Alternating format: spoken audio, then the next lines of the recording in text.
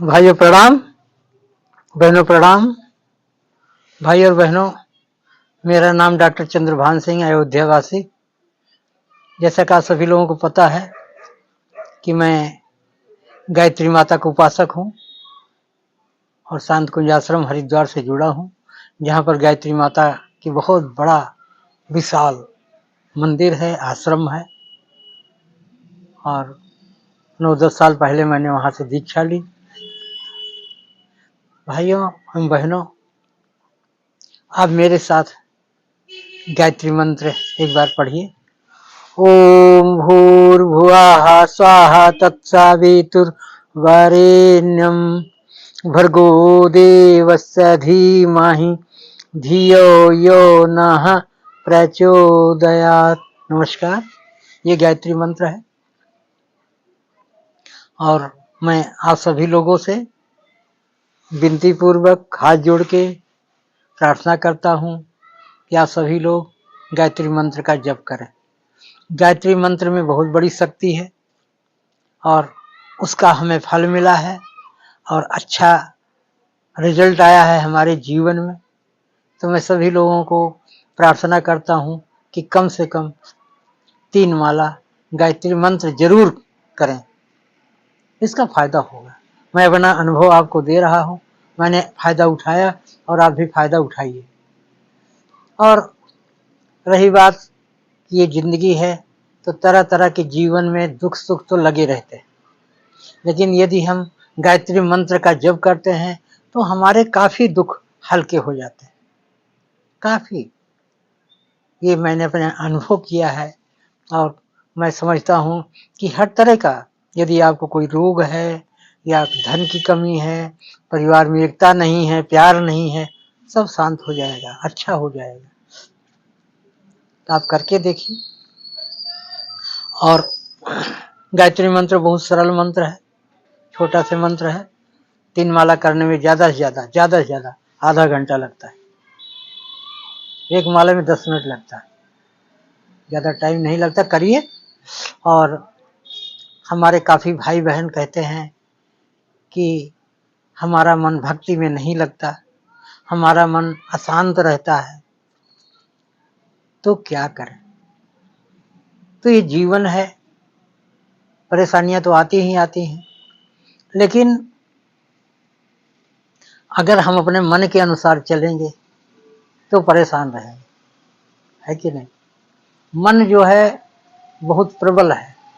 गीता में भी लिखा है, श्री कृष्ण भगवान जी ने कहा है कि मन वायु से भी तेज है, बंदर से भी ज्यादा चंचल है। तो इतने तेज और इतने चंचल मन को कैसे कंट्रोल किया जाए, तो उसी में कहा गया है विवेक। अगर आपके अंदर विवेक है और उसके ऊपर बार बार लागू करते हैं अपने विवेक को, तो धीरे धीरे आपका मन शांत हो जाएगा और आपके कहने में चलेगा, ठीक है ना। क्योंकि कभी कदार हमने देखा है बड़े बड़े विवेकवान व्यक्ति भी मन के सामने हार जाते हैं, दो राय नहीं है। क्योंकि मन जो है बहुत प्रबल है, मन की आंधी बहुत प्रबल है, बहुत प्रचंड है। बड़े बड़े संत महात्मा का विवेक शून्य हो गया। बड़े बड़े ऋषि मुनि ऐसी जो कई हजारों सालों से तपस्या करते रहे और अपने सामने सुंदरी को देखा, सुंदर स्त्री को देखा, तो उनका मन हिल गया, डुल गया और उनका जो उतने दिन की तपस्या थी जीरो हो गई, शून्य हो गई। हम लोग तो साधारण मनुष्य हैं, लेकिन हमें ये उदाहरण लेके नहीं करना कि क्या करें, हम तो हार जाते हैं मन के सामने। नहीं, कोई भी बहन बेटी बहुत सुंदर है, अच्छी है और हमारे सामने आती है, तो वहां पर तुरंत विवेक लागू करना चाहिए कि हमारी भी बहन बेटी ऐसे ही है। तो वहां क्या होगा, मन पीछे हटने लगेगा। मैं तरीका बता रहा हूं, ये करके देखना। कहीं सुंदर स्त्री है और उम्रदार है, जिसकी उम्र थोड़ा ज्यादा है और हो सकता है वो आपकी माँ की उम्र की हो या थोड़ी छोटी बड़ी हो, तो अपनी माँ को ध्यान करिए। अब और किसी को देखा जो यंग लड़की है, अपनी बहन को ध्यान करिए। छोटी लड़की आ रही सामने, अपनी बेटी का ध्यान करिए। ध्यान करिए, तरीका मैं बता रहा हूं, मन हट जाएगा, मन हट जाएगा। बड़े बड़े पैसे वाले देखो, करोड़ोंपति ऑलरेडी हैं, उनके पास पैसों की कोई कमी नहीं, फिर भी देखो पैसे के लिए जेल में जाके बैठे, पैसा होते हुए भी फिर भी करोड़ों का अरबों का घोटाला कर रहे हैं। तो यही पर विवेक की जरूरत है।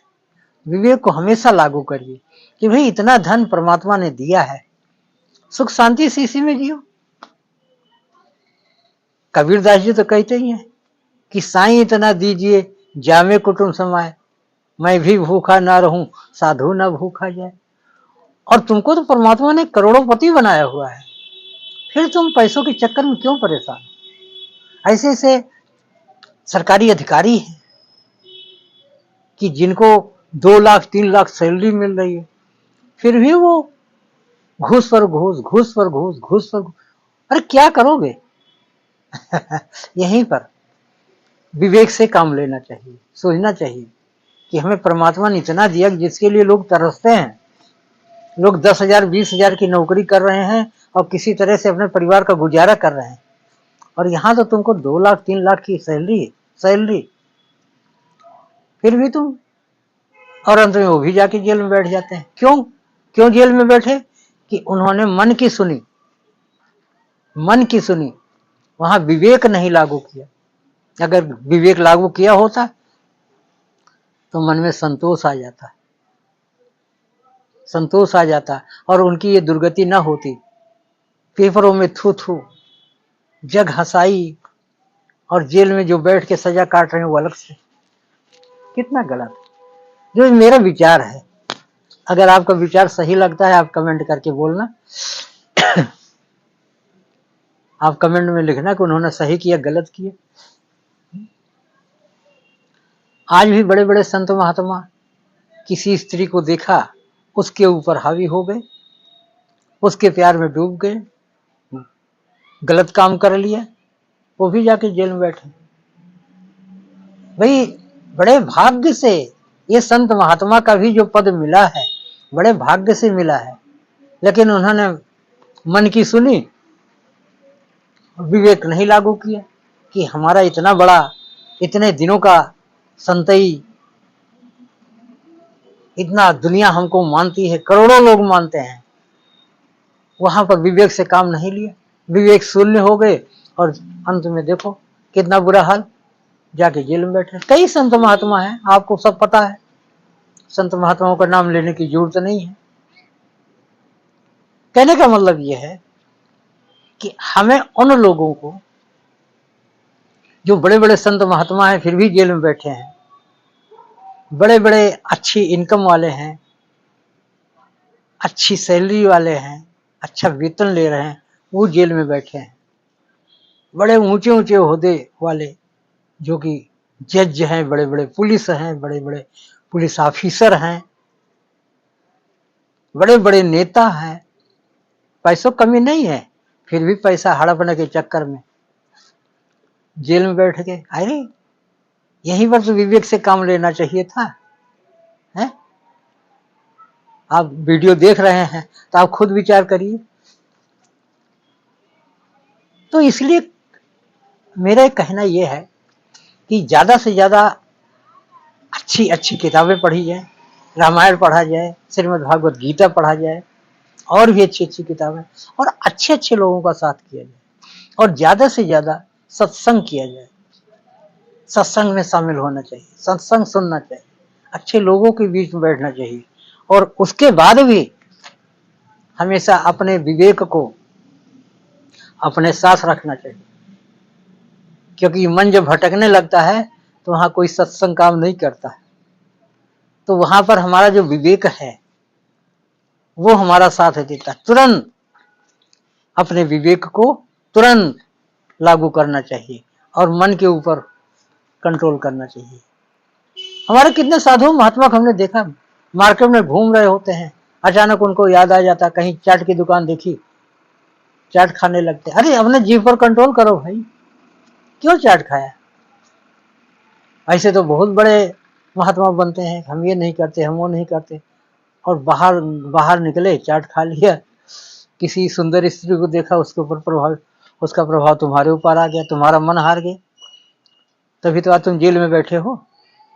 चाट खा लिया, उल्टा सीधा खा लिया, तुम्हारा पेट खराब हो गया, डॉक्टर के पास जाना पड़ गया। अरे क्यों? तो भाइयों, जो मेरे मन में आया है, अच्छी बात है, मैं आपको बता रहा हूं। हमेशा अपने खान पान, रहन सहन, आचार विचार के ऊपर ध्यान दीजिए, हमेशा ध्यान दीजिए। छोटी छोटी गलतियों को यदि हम दूर करते रहें, छोटी छोटी कमियों को यदि अपने से हम निकालते रहें, तो हम ही संत हैं, हम ही अच्छे आदमी। ये नहीं कि हम 2 लाख 3 लाख की सैलरी ले रहे हैं तभी हम अच्छे आदमी ना, हम बहुत बड़े महात्मा हैं तभी हम अच्छे आदमी। अरे महात्मा के अंदर तो राक्षस बैठा है। हम लोग उस स्तर के महात्मा नहीं बन पाए, या नहीं है, या जीरो हैं, एक आम आदमी, लेकिन फिर भी महात्मा बनने की कोशिश करें। महात्मा कब बनेंगे? अपनी आत्मा को ऊपर उठाएंगे, उत्कृष्ट करेंगे, छोटी छोटी बातों पर गुस्सा नहीं करेंगे। हो सके तो किसी भी बात पर गुस्सा नहीं करना, किसी भी बात पर गुस्सा नहीं करना। क्रोध रहित जीवन जीना है, ठीक है। कहते अपना सुधार संसार की सबसे बड़ी सेवा, अपना सुधार संसार की सबसे बड़ी सेवा। Self improvement is the best service of the world. अपना सुधार करो। कैसे? खान पान सुधारो, रहन सहन सुधारो, आचार विचार सुधारो। आपका आचरण उच्च होना चाहिए, उच्च कोटि का होना चाहिए, उच्चतम होना चाहिए, और एक दिन में नहीं होता। छोटी छोटी बातों को ध्यान रखना है और मन को शांत करते रहना है, हमेशा मन को शांत करते रहिए। भाइयों, मैंने एक अपना छोटा सा विचार आपके सामने रखा है। मेरा नाम है डॉक्टर चंद्रभान सिंह, अयोध्या वासी। मैं अयोध्या जी का रहने वाला हूं, और आपके बीच छोटे छोटे वीडियो लेके आता हूं। कोई मैं साधु महात्मा तो नहीं हूं, घर में ही रहता हूं, छोटी मोटी क्लिनिक चलाता हूं, दवाखाना चलाता हूं, और काफी दिनों से वीडियोज अपलोड कर रहा हूं इसी के ऊपर, क्योंकि मैंने ट्रेनिंग की है खान पान, रहन सहन, आचार विचार, योगा, ध्यान, शांत कुंज आश्रम हरिद्वार से। और अगर आपको मौका लगता है तो आप शांत कुंज आश्रम हरिद्वार आइए, आपका स्वागत है, और यहाँ आपको बहुत कुछ सीखने को मिलेगा, ठीक है ना। तो आज आप संकल्प करिए, मेरे कहने से हाथ जोड़ के विनती करता हूं कि हमेशा अपने विचारों को विवेक से जोड़ दीजिए, विवेकवान बनिए। विवेकवान व्यक्ति ही जीवन में संत है, ठीक है ना। आप भी संत बनिए, विवेकी बनिए, और हमेशा परमात्मा के श्री चरणों में ध्यान लगाइए, गायत्री मंत्र का जप करिए। अगर और भी कोई भी मंत्र आप जप करते हैं तो बहुत बहुत प्रणाम, बहुत बहुत धन्यवाद, अच्छी बात है। किसी भी देवी देवता का मंत्र जप करते रहना चाहिए, और उनको, उस देवी देवता के जीवन चरित्र को अपने जीवन में उतारना चाहिए।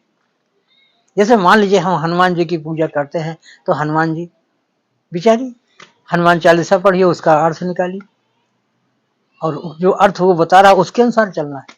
माता दुर्गा, किसी भी देवी देवता, जो हमारे देवी देवता हैं, वो हमको अच्छे मार्ग पर चलने की सलाह देते हैं। आज बड़े बड़े संत महात्मा जो भी हैं, वो हमको अच्छे भी मार्ग पर चलने का सलाह देते हैं, हमें उनके सलाह को मानना चाहिए। ये जरूरी नहीं कि आप गायत्री मंत्र के ही उपासक हैं, आप किसी भी मंत्र के उपासक हो सकते हैं। किसी मंत्र का आप जप करते हो, किसी भी देवी देवता का ध्यान करते हो, किसी भी संत महात्मा का ध्यान करते हैं, अति उत्तम, बहुत बहुत प्रणाम आपको। लेकिन अपने मन को कंट्रोल जरूर करिए, तभी हम लोगों का भला है, तभी सबका भला। सर्वे भवन्तु सुखिनः, सर्वे सन्तु निरामयाः, सर्वे भद्राणि पश्यन्तु मां कश्चित् दुःख भाग् भवेत्। नमस्कार, प्रणाम, फिर मिलेंगे। जय जय श्री सीता।